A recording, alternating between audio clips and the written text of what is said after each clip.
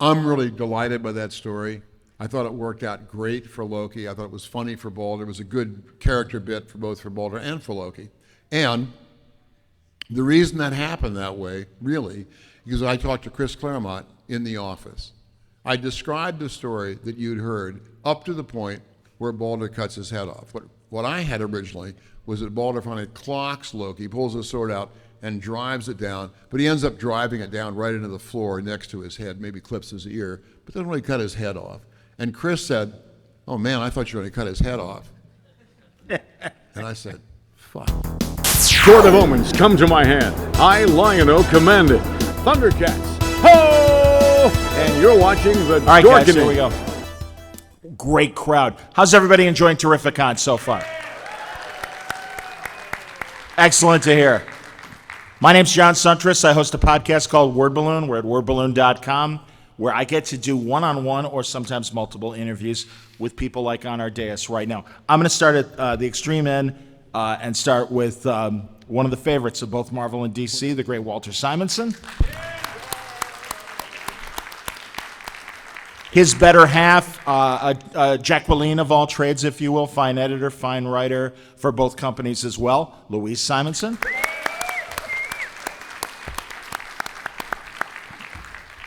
And what can I say? A man that created so many of our favorite X-Men and X-Women, the great Chris Claremont.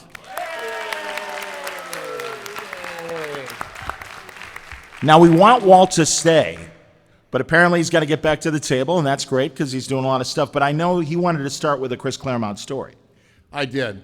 I do have some folks to go back and do some sketches and signings for, so I'm going to let Weezy and Chris take the brunt of this. But originally when I was told about this, I was asked about giving Chris some props. He doesn't really need them from me, but I do have one story about him that I want to pass on because it's something I don't give credit to him because it's really my credit, it's my book. But one of the things in the old days when companies used to have offices and offices you could go into, and we all went into the offices in New York all the time, DC and Marvel. It's not so true now because of COVID. It changed the way business gets done in comics. But before that, there were offices for both companies. And if you worked for either one or the other, you took your work in before the days of scanning and computers. The work, physical work, the actual physical pages had to go into the office to turn into your editor so they could be copied, colored, printed, lettered. They were back and forth to inkers, back and forth to letterers, back and forth to pencilers, and so on. So it gave you a chance to be in the office and see people a lot. So all the people in my generation and the older generations before me are all people that I knew. I wasn't as friendly with some as with others, but I knew them all really well. And it was great. It was comics was, in some ways, as much a social affair as it was a professional one. The folks that you worked with were your friends. You hung out together after hours. You went to movies together, dinner together, all that stuff. Conventions for us kind of recapture a little bit because we get to go out to dinner again with some of our friends we don't see hardly ever anymore.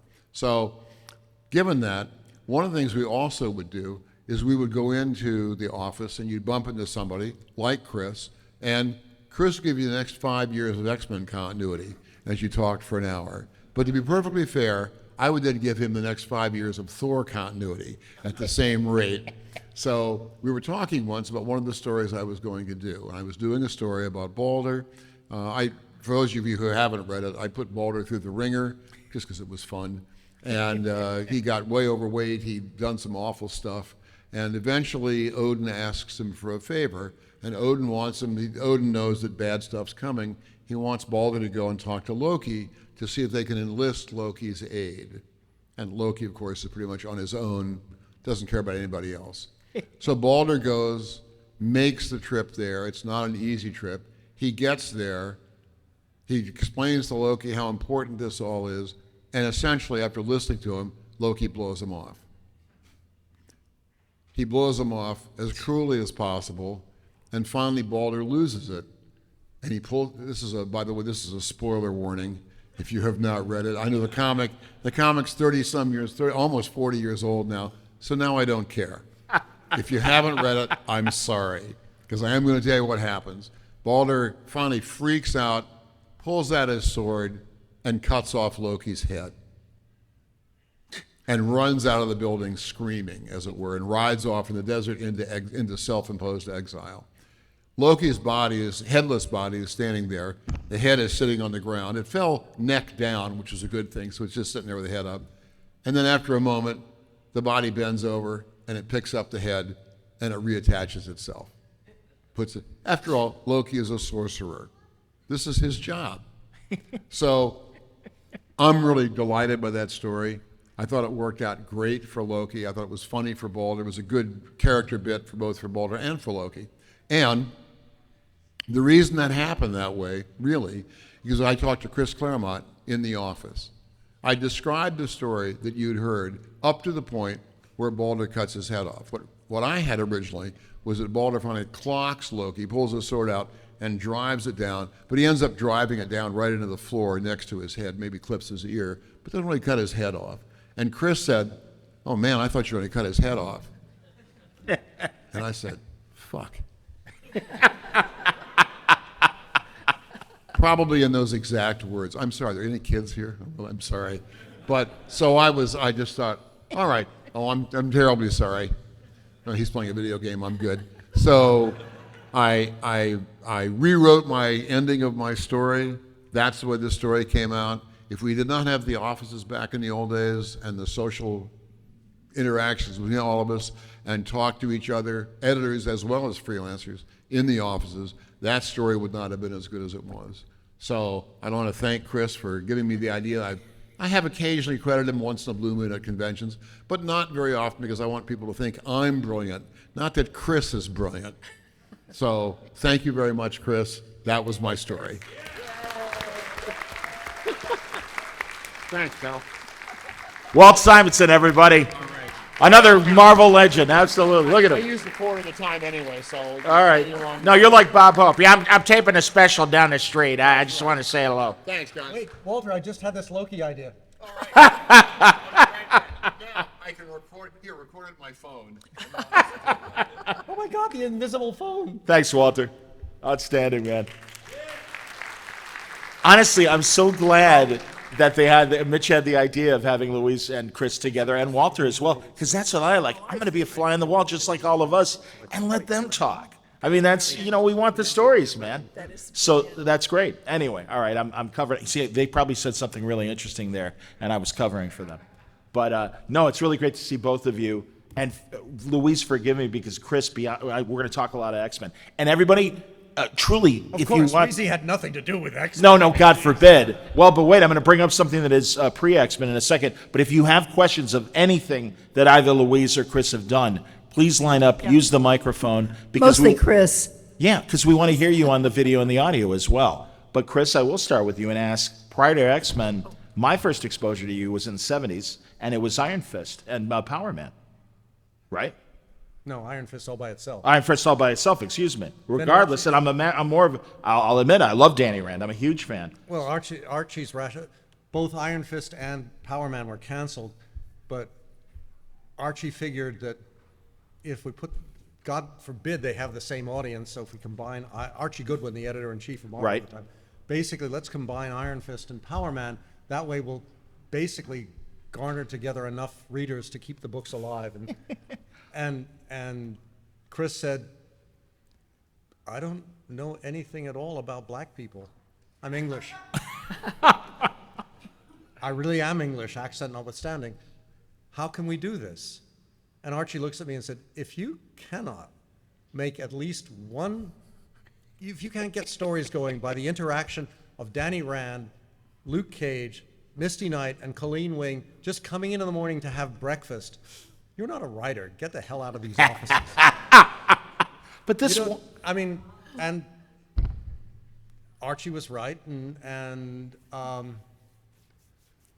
Joe Duffy had a successful writing career out of it after I left. well, honestly, putting them together was, even if it was only for sales, was brilliant. As Carl Douglas himself sang in the early 70s, everybody was kung fu fighting.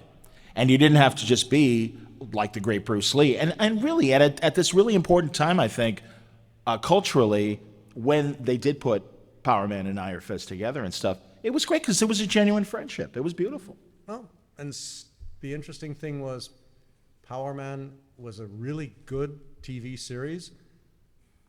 Yeah. Iron Fist, Oh, well. not quite so much. Yeah, oh, well. I know, I was, a little underwhelmed as well. I'll be honest. It's a shame. It's a shame. Yeah, it was. So I do know that obviously Giant Size X-Men started with Len Wein, and I know you were. And again, please correct me, Chris. Were you working under Len at that time? I mean, how did you get the gig after the initial reintroduction of the X-Men? Working under Len. Well, you know what I mean. I don't know what you mean, John. Well, the interesting thing was, back in ancient history, when I first came to work for Marvel as a gopher. They are now called interns, but back then we were gophers and this is when the bullpen was John Romita Sr., Herb Trimpe, Marie Severin, and Frank Giacoia, 3 artists and an inker. And Marvel was not as substantial as it is today. And it was really, really cool. And Roy Thomas and Neil Adams were doing the Phoenix Saga. Were doing the Sentinels. And they were trying to figure out how to end the series, that arc. Yeah. And this is when I made a suggestion that, the theory is that all evolution is provoked by solar radiation. So if you're talking to the Sentinels logically, you would say you want to get rid of mutation, you obviously have to get rid of the sun. And so Neil ends up drawing this beautiful full-page splash of the sun and the Sentinels pouring into it. So I guess you could say that the spring of 1969 was my first contribution to the X canon. So move ahead 5 years, 5.5 years, I'm associate editor at Marvel Comics, working for Len Wein as editor-in-chief. Len Wein and Dave Cockrum are working on Giant Size X-Men #1, which was the idea of rebooting the team, and Stan's idea was that since, rather than just bring the original 5, how should we put it, white people, Yeah. to get, meaning no disrespect to all you minority white people out here. No, Stan figured we want to try and sell this to international markets, so let's get some different people in. So suddenly we have, oh look, a Canadian. Yes, definitely. Not, an indigenous character, a Canadian, a German, an African. What's his face from Japan? Sunfire. Well, it wasn't mine, so the heck with him. I'm hip. So basically, we create all of them, and we're off and running. And at the end of Giant Size #1, Angel asked the obvious question: what are we going to do with 13 X-Men? Well, we'll find out next issue. But the punchline was Len couldn't figure out how to get rid of Krakoa. And I couldn't help myself, because I've been sneaking into Len's office at that point for 2 months watching Dave Cockrum draw the book, because it was effing beautiful. Sure. And so I said, well, all an island is a really big mountain.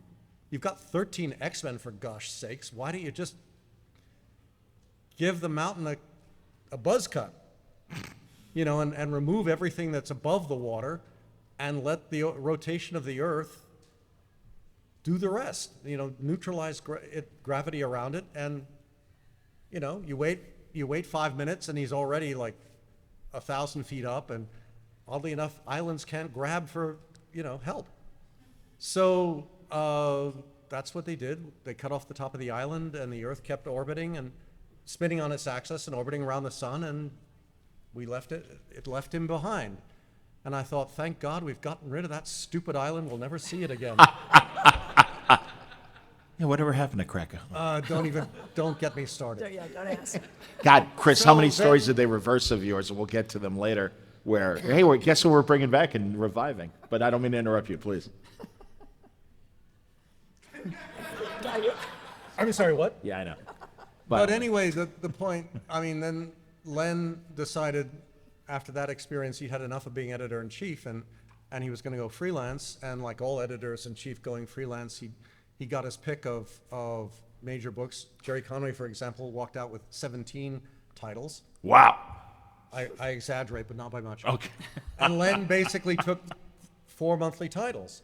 But Len, unlike many other writers, knew his limitations, and while he could do 4 monthly titles, he could not do 4 1/4 monthly titles, X-Men being bi-monthly, Yes. but a giant size bi-monthly. So he had to give up something, so he decided to give up X-Men. And since my desk was right outside his office, I tackled him and said, I want this fucking book. Sorry, I want this book. Because the opportunity to work with Dave Cockrum was phenomenal, and these characters were beautiful, and nothing whatsoever had been established about them other than their existence. And I thought it would be fun. And Len, without thinking twice, because I was like pounding his head into the floor, said, whatever. And that was it. So, you know, none of us thought it was going to last. I mean, we figured, you know, maybe we'd get to issue 100. 105. Maybe Yeah, you started in the 90s, obviously, right? We picked up where we left off with issue 94. There you go. Yeah, yeah. And issue 94 would pick up where the giant size left off, which was, you know, the problem was Dave was already halfway drawn with giant size 2. Marvel had also decided they weren't going to do giant sizes anymore, so it was a bi-monthly title now. And we made it a bi-monthly, and the rest, as they say, is history. Indeed, and 17-year run, this thing that they thought might only last 6 issues. It's hard to imagine for younger readers that X-Men was such a low seller, as Chris just described. I mean, they were doing reprints for several years after Kree Skrull War, right? Well, no, the thing was that Marvel wasn't, because the reporting was so exciting back in 1969. Marvel, the minute Neil's issues hit the stands, the sales went up, and they kept going up. Marvel didn't find out about it till 9 months later. Right. Yeah. At which time the book had been canceled. Neil had gone back to DC, signed a contract there. So there Marvel was in the fall of 69 with a potential bestseller and no one to do it. So they said, "Oh, we'll just make it a Reprint book. Reprint, Yeah. and take a few years to make up our mind." Again, this is a pre-internet world, so as Chris was just describing, getting literally the newsstand sales back was always really slow. Neil told me that. You have to understand about the internet. It did not exist then. Right? So some years later, when an editor-in-chief who shall remain nameless pointed out to us that we cannot have a major character kill 6 billion people without and then get off with okay, don't do it again, from local governing authority. We had to do something more appropriate. And so my decision was, either we spend the next 10 years putting her in jail and busting her out of jail, or we kill her. Yeah. And my decision was, as writer, because the artist had his own opinions, and basically it was like, no, I'm going to make this one. I decided we'll kill her, and we did. But the book, Jim Shooter made this call as the book was going out to the printer. So we're like 5 weeks from publication, and we had to redo it. And poor Louise had just, basically she got assigned as, she was coming on to be editor on the book with the next issue. And Jim was so upset with the cluster situation on this issue. See, you have to understand, John Byrne had done a scene where Phoenix Dark Phoenix casually incinerates a planet. She's hungry. She comes out. She just crossed a huge amount of space. So she eats a star, which makes the star go supernova. Sure. It's perfectly understandable. Wouldn't any of us, Right. really? Do any of you think twice when you're walking along? Oh, look, an anthill. Right. Now, if they're army ants, you don't want to do this. But if they're regular, ordinary ants, not a problem. Sure. As the audience runs for the exit. So we thought the editor had cleared it with higher authority, i.e. Jim. So we just did it and kept on, John incinerates the planet, we move on. And you wrote a plot, you wrote a caption that said, and billions of asparagus people screamed as they died, pretty much, right? Yep. What am I going to do? Let this go unnoticed? For Sure. goodness sakes. I'm a writer. I got to get I some think emotion. John had drawn the screaming asparagus people in Right. there. I remember them Yeah. going like that. So I gave them a You moment. just made it absolutely sure they were not just sunburned. Jim read this and thought, this doesn't sit well, but I'm sure they'll fix it at the end. So we give her like a pat on the hand and said, don't do it again. No, we've stripped Jean of her Phoenix powers and like a percentage of her brain, so she's just a dumb girlfriend. So right up Scott's alley. Phoenix will never return. I use that same rationale in the rewrite, saying she's dead. We're never going to see her again. I have Jim's commitment. I have Wheezy's commitment. We're cool. Jean is dead. Oh, yeah, absolutely. Shooter said she will never come back. I promise you, if you kill her, she never comes back. And how long did it take? How long? 2 years? Something like that. Oh, no. Wow. No, I'm sitting there. Ann Nocenti, who was editor at the time, Barry Windsor Smith and I and she are going out to plot X-Men 199. So the distance between 137 and 199, Okay. that's like 60 issues. Yeah. 60 divided 62. by 12 is like 5 years. Okay. So we got away with it for 5 years. Wow. Excellent. Hey, that's pretty good. Only And Uncle then Ben Ann says- and Bucky were longer. Go on. I'm sorry, I'm Who? interrupting. Yeah, I said, yeah, Uncle Ben and Bucky? Bucky. Anyway, oh right, he fell off the train.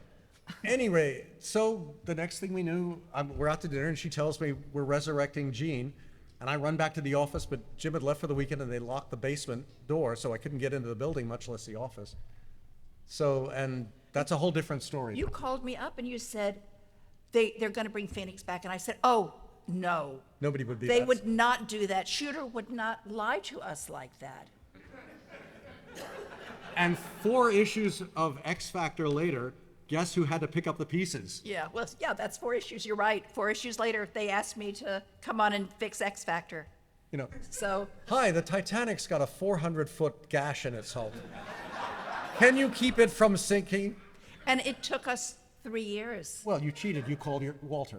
I did. Walter, can you save the Titanic? Oh, yeah, no problem.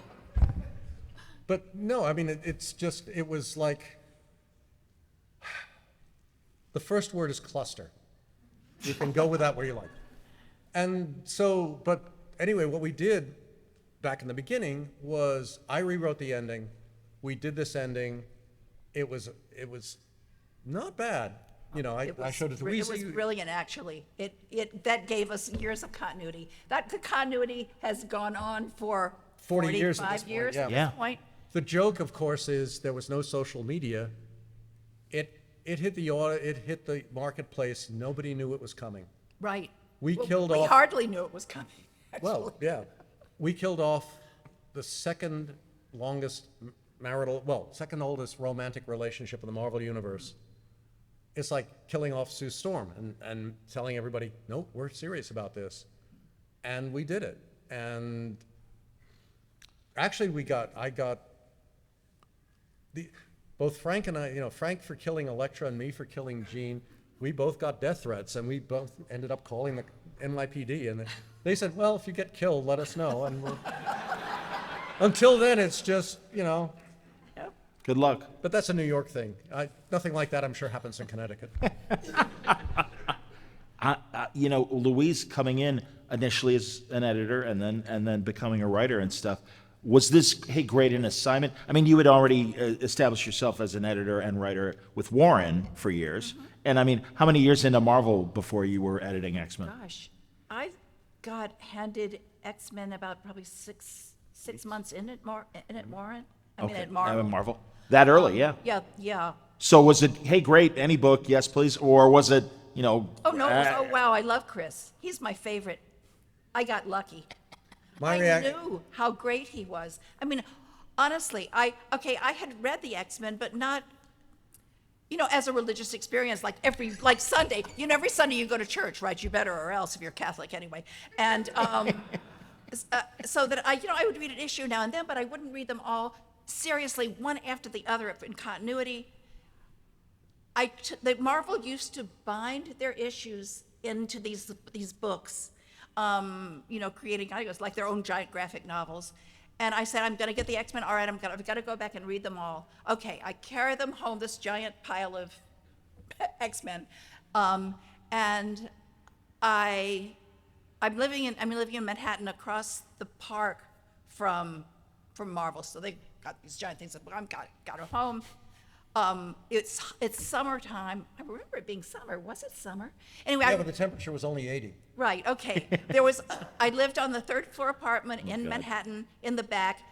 Somebody was throwing this huge Oh, party. this is when you were up on 80th. Yeah, Oh. or no, on 7. She I was just on lived down the block 70. from me. Yeah, wherever I was, yeah. There was a giant party going on in the back, where they were playing this huge loud music. I had a splitting headache, probably from carrying giant piles of books home. And I sat down and I started reading, and it all went away. The noise went away, the heat went away, my headache went away. I was just into this wonderful world that Chris had created. And, so that I was even happier. I was more excited to get that book than I had been, before. It was wonderful. So it was a great experience. I was so lucky. And from my perspective, I found myself working with the best editor in the business. Aww. And saved my life more than once. And it's just because the thing is, to be able to go in and sit down and schmooze with, Wheezy, I have no idea. Oh, of course you do. No, I can't do this anymore. Well, what about this? What about this? Oh, yeah. And it was What about all that? stuff What that you about had put in the books. This is Chris's famous, dangling plot threads? Remember those that the readers used to complain about? That he deliberately put in those books. I swear to you, he may not claim that it was as true. I mean, it was true, though. Yeah. He would deliberately put them in because he knew that he could pick the threads up later. So that when he ran out of ideas, but you just Go forgot back you and- had all these ideas. No, I know. And then this one and this one and this one. It That's was a lot great. like life, Well, There's it lots is. of loose ends all over the place. It is, and But- those things were like gold mines. Yeah. You could get entire years of continuity out And of it. did. Out of a dangling plot thread. So But the thing, this is where you have to understand the whole essence of the Marvel system, because right. in the old days, Stan's attitude was, we're giving you this book, and I say this all the time, three rules: write good stories, get a book on time, in on time, don't be a pain in my ass. Sure. Any 2 out of 3, you keep your job. Amen. Yeah. We'd like all 3, especially the write good books part, but trust me, you can get away with the other 2. But the subtext to the point was, you are hired to write the book. Write the book. Don't Right. bother me. I'm working too hard trying to keep the company alive. You're a grown-up. I'm a grown-up. Do the work. Have a nice day. And the thing was, the only reason the editorial system evolved was because you had a dingleberry like me as associate editor reading it and thinking, it'd be a little easier to catch the spelling errors and the really dumb mistakes, like if we could read it before it was lettered. Mm-hmm. And then everything's cool. And that's how you throw a snowball down off the top of Mount Everest and it just keeps rolling, and it's not a problem at the top. It's not a problem like 10,000 feet down. By the time you get to the bottom, it's a really big snowball. And that's how the editorial system grew at Marvel. No one had any bad intentions at the beginning, but the more it did, the more it changed, and the more it changed, the further away you got from Stan's conception, and the more it became, we're going to show you how the pieces fit together, and you're going to follow that lead.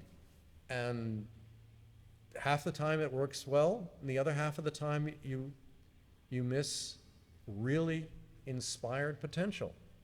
Because you could have people turn in really dud stories And I remember a time back in '69 when Roy Thomas pulled a finished issue off the line a day before it was going to go to the printer, because he read it, he did the final editorial edit, and from his perspective, this is a POS, and we're not going to put a Marvel brand on it and waste the money to publish it, because it's not going to sell. Mind you, this is back in the day when Marvel would print 300,000 copies of a book, and you had to sell 100,000 of them just to stay alive. Right. That doesn't exist anymore. I mean, I had a series that I loved, which was, X-Men something or other, which basically, what if the book hadn't been canceled, and I hadn't been fired, and I just kept going. Oh, X-Men Forever. X-Men Yeah, that's Forever. right. After the 3 issues with Jim Right. Lee. Yeah. And it was a lot of fun. But then it turned out, by the time they pulled the plug on it, it was selling 16,000 copies a month. Yeah. And Jesus, I would have canceled it a year ago. I mean, it's my book, and I would have canceled it because there's no justification whatsoever. We're a business, much as I hate to admit it. Yeah. I want, if I write a book, I want it to sell 100,000 copies. Wheezy wants it to sell 100,000 copies. We don't want to do this to lose money. We want it to make so much money that I can come down and say, wow. I'm not going to give you a raise, but I'll say, wow. But that, it's, if I make a film, I want it I want an opening weekend in 9 figures. High 9 figures, but that's because I'm an egotist. But, you don't want to sell like make $15 off of it. Were you ready to step in then when X Factor came up? I mean, I don't know how much writing of X-Men you did prior to X Factor. I had not done any writing. There you go. X-Men, had I? I'd done Power Pack. You certainly Power Pack, I do. absolutely. You're doing New Mutants. Oh, I had done New Mutants. Oh, shame on me, of course. I guess that counts as X-Men. I was. Yeah. Well, the golden world that is the X-Men of them. The 5 guys, whatever, 10 guys, however many X-Men there were, they varied.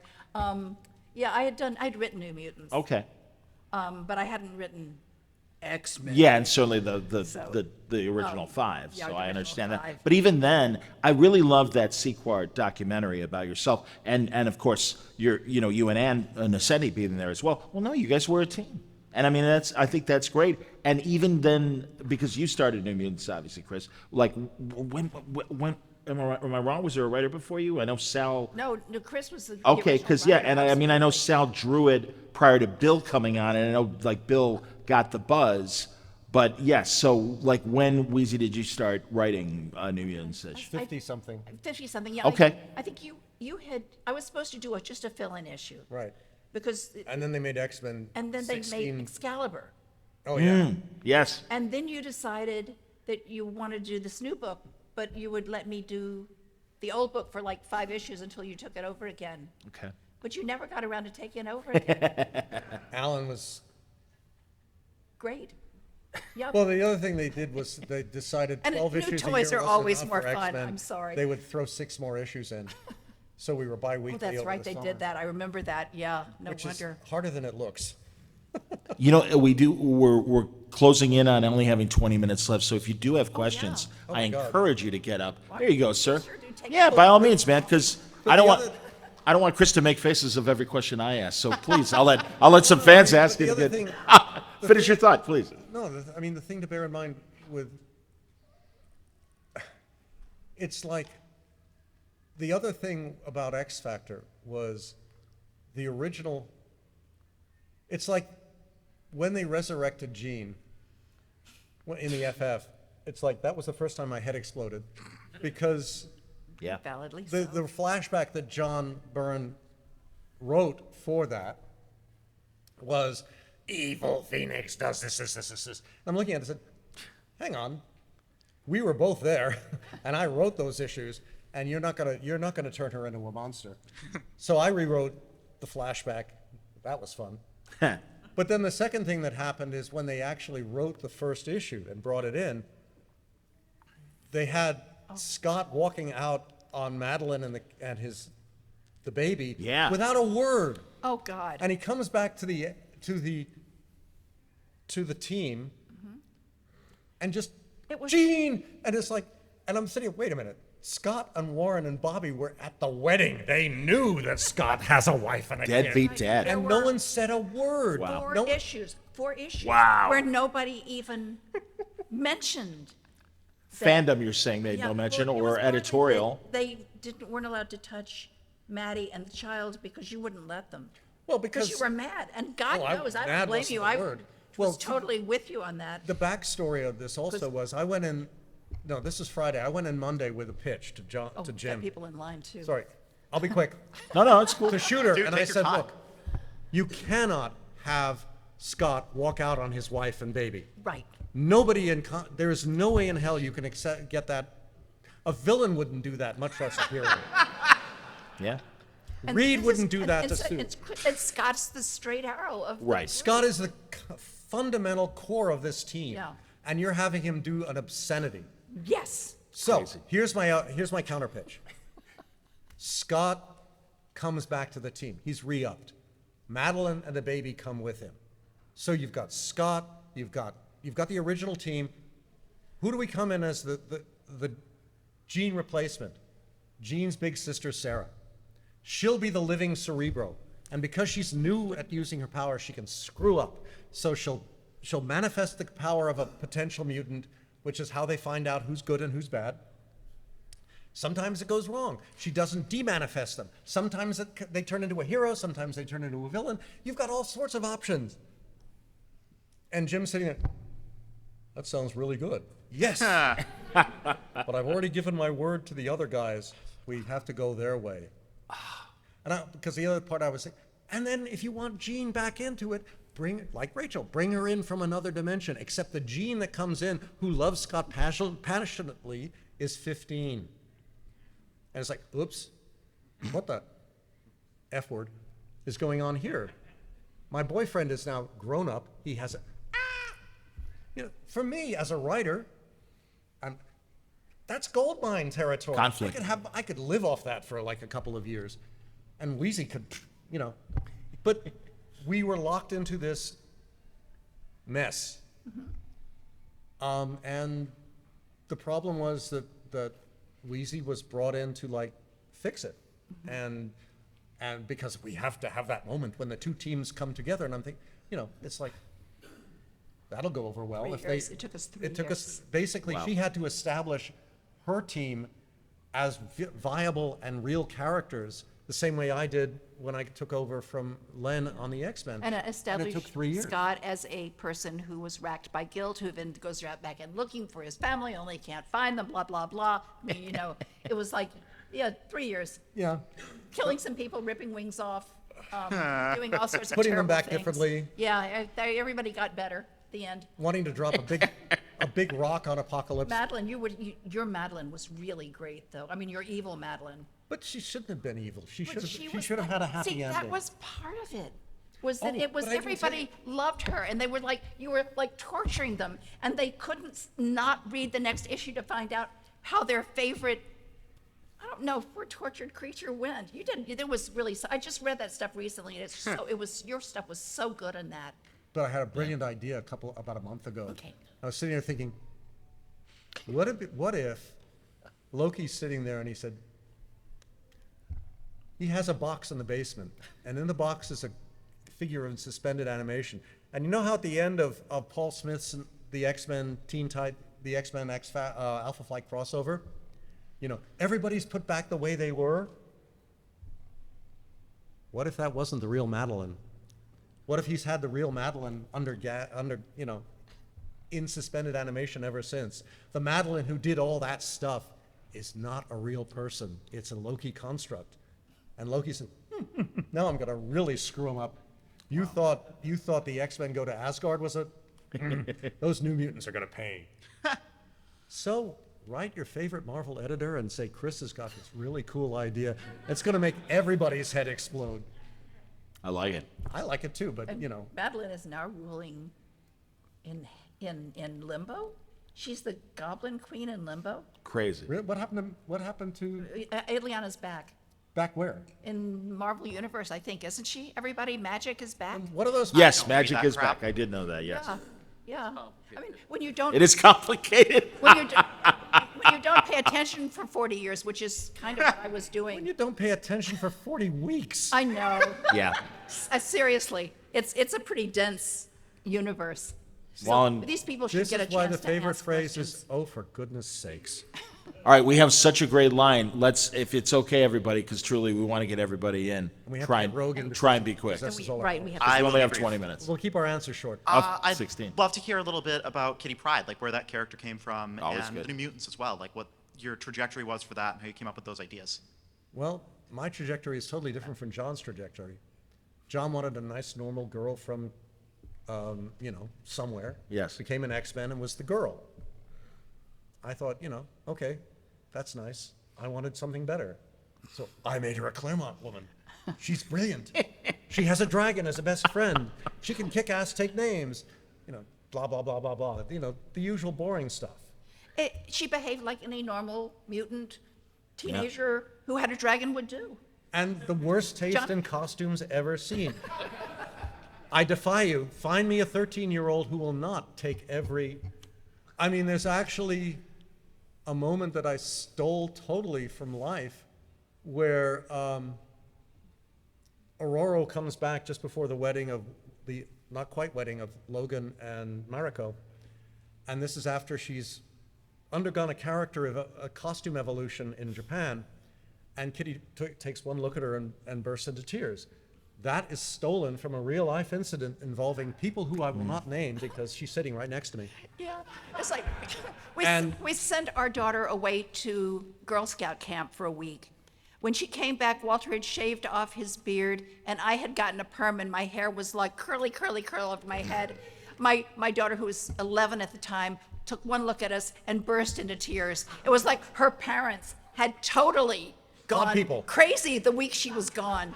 So it was like an issue of the X-Men. So yeah. So But but when you are given a gift like that, I mean, I their know. best friends were identical twins. I mean, I'm sorry, it was like I was swiping right, left, and center just because it's true. the way you write good stories is to totally steal from real life. And the more ridiculous the reality, i.e. science fiction or superheroes, the more absolutely necessary it is to take stuff from real life so that the readers have points of reference, can say, oh my God, I can't wear skin-tight costumes or destroy the world, but I know that person. Right. I've been in that scene. They're like me. Mm-hmm. I'm not done yet. Next, please. So, Chris, you've worked with basically the best of the artists in the business throughout your career. So far, so good. Yeah. I was just wondering what your approach is when you work with artists with such different styles. I mean, there's a huge difference between like John Byrne and Bill Sienkiewicz, but it all comes out great. So I was wondering if you could speak to that. Find a way to come up with a story that takes Bill, who only wanted to do this one story, think, so what you doing next? And so that when Anne says, do you want to keep going on this? He says, yeah. You give them a great story to draw. You give them pictures in their head. And you find out what they like right, and where you wanna go. And when they start seeing the pictures and wanting to put them down on paper for you, then you've got them. And Chris is very good at that. It's like sitting in an office and talking to Wheezy and saying, Dark Side, Dark Phoenix, Apocalypse Now, as an artist is walking by and then suddenly, somebody say Dark Side? Yeah, Walter stuck his head in. Yes. And the minute, no, and it's like crossover. going out, going over to Wheezy's for dinner and just literally bouncing ideas back and forth. What would be cool? What would not be cool? Why do we have to have a big moment of, why, you live in our universe? It's like, take for granted that the Teen Titans and the X-Men live in the same live in the same city or in the same part of the country. They just haven't met. And go on from there. That way you throw out all the, BS. thank you, better you than me. I'm with you. And you go on from there. So it's like you have the moment where everybody, hi, I'm Cyclops. I'm Robin. Yeah. We haven't met before. Well, we met now. But then you have what's her face saying, why is that short guy looking at me weird? And Logan saying, I creep out the scary girl. What's this all about? Meanwhile, Kitty's thinking, the green kid's kind of cute. And the green kid's thinking, she's kind of cute. But that's it. It's like going over to your family and meeting relatives you've never met before. Right. It's making everybody real. And, real in the eyes of the artist and real in the eyes of the, and when you're writing them, you're not writing characters, you're writing people, Yeah, aren't of you? course. And that's part of it, I think. That's part of the lure. Yeah. I think for artists too, because then they start drawing people instead of characters. Right. And then you get good pictures. Yeah, I mean, it's like, You give them emotions, you give them power. if you're doing the FF, you've got to think of it as a married couple with an idiot brother and, and a kid, a little 6-year-old kid who's trying to figure out what's going on. And you go from there. I mean, reading Power Pack was like, oh my God, what's going to happen next? Okay, if Wheezy's doing this, I got to up my game, but that's what it's all about. They're not fictional. They're real Right. people. Of course. They just live on the left side of your head, Right. Sir. Yes, Chris. As fascinated as I am with X-Men, I did want to ask about the Marvel team-up. because Marvel team-up. Yeah. With the Spider-Man. So I guess it felt with those, you in like 2 issues each, you were like wrapping up stories from issues from other series, like with the Iron Fist and I guess what where did that come from? Since you were talking before about Necessity. that little words here you would use to go, and Well, it just sometime- felt like those were just one right after another like that. If a series gets canceled, you got to put the issues that didn't get printed somewhere, and sometimes putting them in team up works because that's the one place you can throw in anything on a regular basis. But it's also a neat way to introduce people who wouldn't normally know of things into the X universe. It's like a Thor team, Spidey teams up with Thor, but in the middle of it, Beast gets a call. The call from, something's happening at the X Mansion. So he jumps into the Quinjet, says, excuse me, to Jarvis, and the next thing you know, he's off into the X-Men universe where he finds the X-Men under the psychic enthrallment of what's-his-face. It leads into the Magneto story. I mean, this is from the day when Stan basically said, Marvel lives in one universe. We're all neighbors. You can go from one book to the other. It's like when Walter turns Thor into a frog. So you have him hop through the X-Men. What? Or actually it was New Mutants. Okay. Yeah, it's absurd, but it just points out that silly things happen if something happens in Thor, it can have even a momentary repercussion in the X-Men and vice versa. Yeah, demons all over the Marvel universe, because Inferno. And potentially creating a new reader who sees that scene and is like, well, what's happening in Thor? I got to go there. Yeah. But that's the whole point of course, comics. of course. That's what got me hooked. I walked into I was a junior in high school. I walked in, I picked up FF48. I thought, this is interesting. I picked up 49. I picked up 50. This guy Stan Lee and this guy Jack Kirby are cool. What else did they do? Thor. Well, I read Thor. This is interesting. What else is going? That led me to Roy and John Buscema on the Avengers. It's all, the fact that they live in the same neighborhood. Yeah. Go with it. Thor, why are you riding in a taxi cab? Well, mortal, if the God of Thunder were flying over the city, people would think, oh my gosh, something disastrous is going to happen. Therefore, I do this. I ride in this mortal conveyance so as not to alarm the people who depend on Thor for their protection. Part of you thinks that's dumbass, but the other part is thinking that is so cool. He's actually relating to the people in the city where he lives. That was what made Marvel so cool. It existed in a portion of the real world, which it seemed to me DC didn't, and that was what made, like I said. Stan he hit the nail on the head. Thank you. And we all ran with it. And you had mentioned before where you blew everybody's mind with the X-Men with 137. So as one of the people whose mind was blown way back 50 whatever something years ago. So thank you very much. Thank you. Absolutely. Sir. My question is going to segue right into what you were just talking about. The Mutant Massacre crossover. All of a sudden, I was an X-Men collector, and I had to pick up Power Pack and Thor in order to understand what was going on. Did you realize what you were doing to the comic book industry No. by having these massive No, crossovers? we Biggest thought- mistake we ever made. It was. We thought we were having fun, and it was Chris's fault for coming up with a great idea, but it was my fault for saying, "Oh, can I play?" And then You Walter's know? fault for joining in. Walter's fault for joining in. So yeah, it was. I mean, you've got a lot of extra mutants. We wanted to get rid of You them. wanted to get rid of them. Chris says, "I'm going to kill them all," and I said, "Oh, you're going to kill people. Can I help?" I didn't realize in the scene of New Mutants there would be 100,000 bodies in the background. It's like I figured the Morlocks were like 30 people. They were very deadly, though. They were Obviously. No, they weren't. They were street people, for God's sakes. They were the ugly mutants who weren't pretty enough to make it into the A-list. But you do things for the nothing is so deadly Well, to a concept or a series than success. And Oh, the yeah. problem with the crossover was it wasn't a success. It was a mega success. Oh, yeah. So shooters, well, we got to do this again. Yeah, it was also, there was the fall. And the word was, the knowledge at the time was that all the kids went back to school in the fall and all their money got spent on things that weren't School comics. supplies, yeah. You couldn't sell comics in the fall. And I always thought that was kind of stupid. So I said, sure you can, just watch us.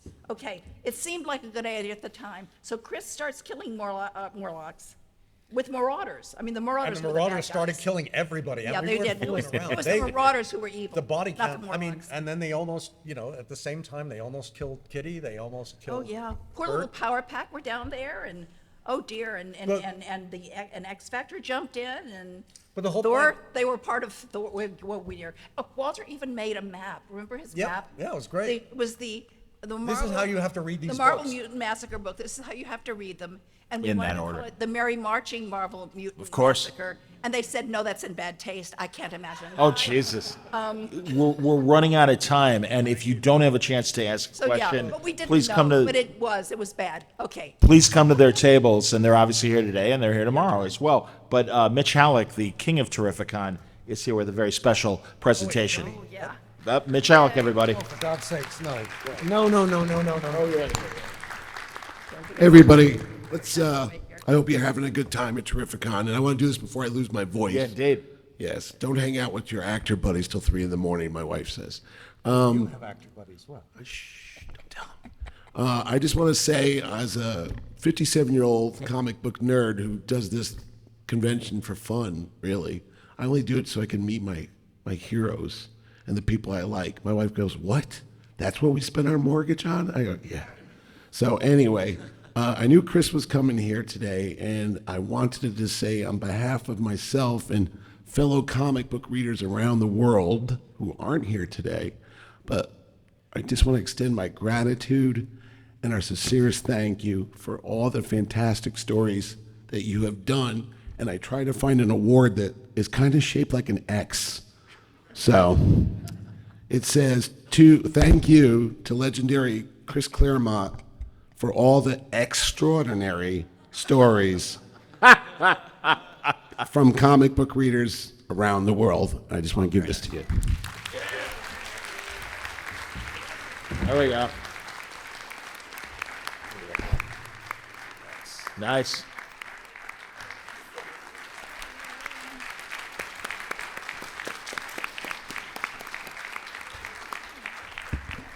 Is there a panel after this panel? Because Sean Gunn, the reason why my Okay, voice yeah, is- so he's coming in next. We might have time for one question. You'll Yeah, forgive go ahead, me. Rogue. I'll try And to make again, this please quick. come to their tables. And if you didn't have a chance to ask, obviously they're here for the rest of today and tomorrow. Please. So a friend of mine who actually has had a conversation with you said that you thought, being a Rogue fan, Rogue and Gambit were awful together in the beginning. Is that true? well, actually, this goes. I have to do this fast. Yeah. Okay, in the beginning, there was Mr. Sinister. Sure. My conception of Mr. Sinister is this creepy-looking guy. The problem is Mr. Sinister is really Scott's buddy from the orphanage, who's this 8-year-old dwarb. Sinister being, of course, 2,000 years old at least, but he ages proportionately. So now he's been alive for 200 years. He just looks like a kid. But no but the Marauders, especially Sabretooth, is not going to take orders from a kid. So he created Sinister to be his false face. It's an AI creation. But he's a 12-year-old kid. This is what a 12-year-old kid's vision of a supervillain is going to look like. Bad teeth, bad attitude, everything else. But all of his attempts to get the X-Men have bombed. So he goes another route. He creates Remy. What is Remy? This is what Sinister is going to look like when he's 23. But he did too well. Remy is not. I mean, Remy's idea was to go in, seduce the leader of the X-Men's future, Pride. The original idea was he would seduce Pride, turn her to the dark side, yada, yada, yada, blah, blah, blah, and we move on. The trouble is, Remy just decided, I don't want to do this. The heck with that. Screw you. I'm going to find my own way. I'm still going to be a bad guy.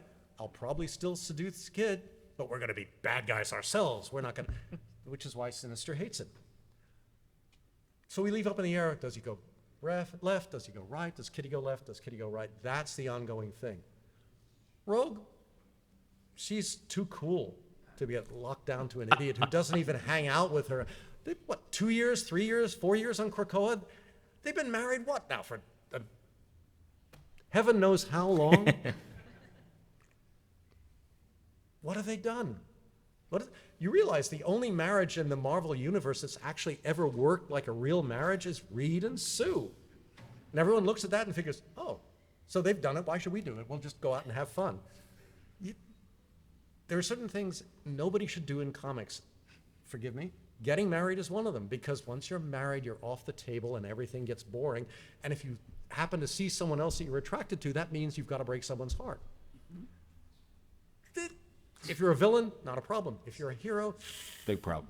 it's potentially a mess. Yeah. So that's, I mean, the problem is that everything that happened to Remy happened after I left Marvel the first time. So, you know, I had no control over him, over reality, and when I came back, the first thing, while I was gone, another writer who wanted to have Kitty jump into bed with Pete Wisdom was informed that he couldn't do that because Kitty was 15, and even Yikes. then, that was considered inappropriate. Sure. Not to mention, what's the word? Oh yes, illegal. In both the UK and the United States. Something about statutory rape. Wow. So he instantly made Kitty 6 years older so she could be 21 and legal. The problem was, whereas that would work really well at DC, Marvel was supposedly a fully integrated universe. So that means that, for example, Franklin Richards would now be like 13, if not a little older. But nobody noticed, so nobody cared, so nobody actually went back and looked at it. So when I came back as a boss in '98, the first thing I did was try to establish that Kitty is not 21. It was all a mind meld, and she was still 15. Boy, did I get the S word from readers. So that's where you just throw up your hand and you say, fine, the heck with it. I can't deal with this. You like it? It's your problem. And you have no control, honestly. You create these characters, they go off into the world, and things happen, and then you're stuck with it. Yeah. And the worst thing is if you're not on the book. I mean, my original intent was to stay on the title. I don't know. I was going to quit in '90. Then what the hell? 2000, maybe 2010. But I didn't. So I have like I said, I have no control over the stuff that I'm not there to write. So. And nor should you. I mean, I